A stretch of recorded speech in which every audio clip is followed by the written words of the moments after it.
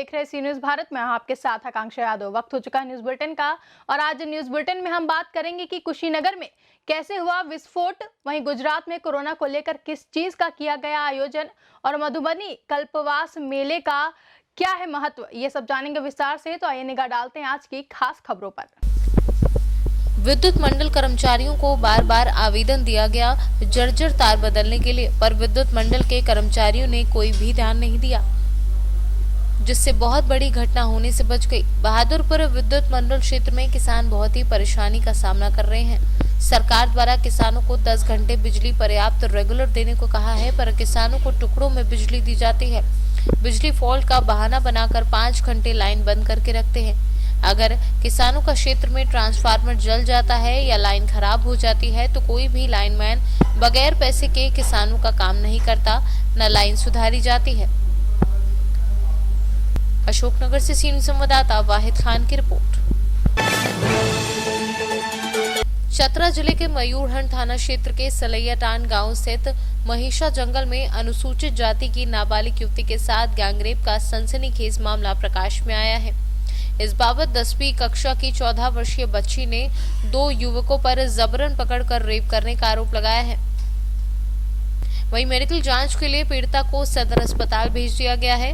इधर पूरे मामले में एसपी ऋषभ झा ने कहा कि फरार दूसरे आरोपी की गिरफ्तारी को लेकर अभियान तेज कर दिया गया है। साथ ही गिरफ्तारी के बाद स्पीडी ट्रायल चलाते हुए दोनों को सख्त से सख्त सजा दिलाने की भी तैयारी की जा रही है।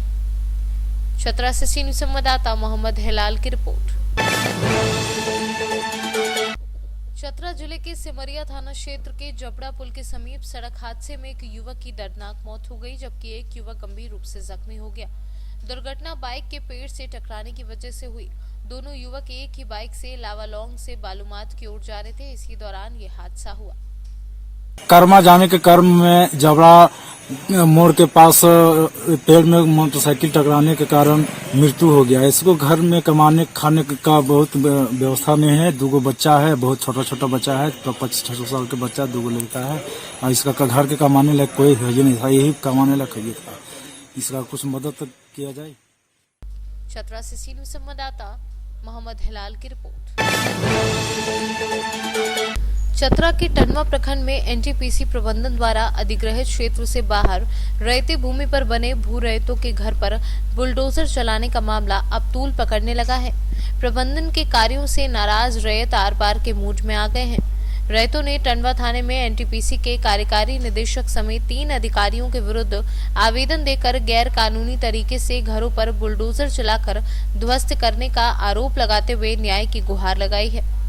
बिना कहे पूछे हम लोग का घर तोड़ दिया गया है, इसलिए हम लोग आवेदन एक लिखित दिए अंचल अधिकारी को और उसके बाद थाना को दे रहे हैं। हम लोग एनटीपीसी पर उचित कार्रवाई मांग कर रहे हैं। जो हम लोग के बिना अनुमति का, बिना जानकारी दिए मनमानी तरह से घर को तोड़ दिया गया है, इसके खिलाफ हम लोग कार्रवाई के लिए मांग कर रहे हैं। कितना मकान तोड़ा है? 10 मकान तोड़ा है। पूरा रायती है, आज तक हम लोग का रसीद कट रहा है और अधिग्रहित क्षेत्र से बाहर है। सहमति नहीं ली, बिना सहमति के, बिना जानकारी के में हम लोग का घर तोड़ दिया गया। उसके बाद हम लोग को जानकारी मिला, तुरंत हम लोग ला करके संबंधित थाना और अंचल अधिकारी टंडवा को आवेदन दिया। सीओ साहब ने उस पर स्थल को जांच भी किए और जांच करने के बाद वो रिपोर्ट भी दिए कि इन लोग का घर वास्तविक में तोड़ा गया है और उनके रिपोर्ट को संकलन करते हुए हम लोग थाना में लिखित आवेदन दे रहे हैं। किसी के द्वारा मेरा मकान तोड़ दिया गया, जिसमें हमको कोई जानकारी नहीं था। मेरा मकान को गिरा दिया, बाजबरन डोजर लगा के गिरा दिया गया है। हम एनटीपीसी से यही कहते हैं कि मेरा जो भी मकान का नुकसान हुआ है और जो भी उसका सिस्टम है उसके तरफ से विस्थापित हम लोगों को किया जाए, क्योंकि बिना कहे पूछे मेरा मकान को। भूमि अधिग्रहण के पश्चात एनटीपीसी को प्रदर्शन दिलाया गया था। इश्यूज जो आ रहे हैं आजकल वो ये है कि पोजीशन दिलाने के बाद भी उनकी ज़मीन पे उनके रहते हुए भी कई निर्माण कार्य किए गए।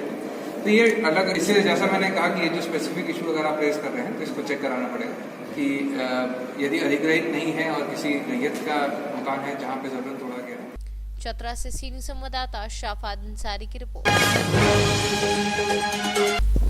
एटा के ब्लॉक अवागढ़ में भारतीय जनता पार्टी के केंद्रीय प्रशिक्षण विभाग के निर्देशन में मंडल प्रशिक्षण शिविर का आयोजन किया गया, जिसमें जिला अध्यक्ष संदीप जैन, जलेसर विधायक संजीव दिवाकर, जिला उपाध्यक्ष रमेश पाल सिंह, मंडल अध्यक्ष नवीन दीक्षित, अवागढ़ चेयरमैन महेश पाल सिंह, जिला कार्य समिति सदस्य अभय चौहान सहित जिले के वरिष्ठ भाजपा नेता व मंडल पदाधिकारी मौजूद रहे। एटा से सी न्यूज संवाददाता रामेश जादौन की रिपोर्ट। फिलहाल के लिए बुलेटिन में बस इतना ही। देश और दुनिया की तमाम खबरों के लिए जुड़े रहे सी न्यूज भारत के साथ। हर खबर आपके साथ, आपके हाथ।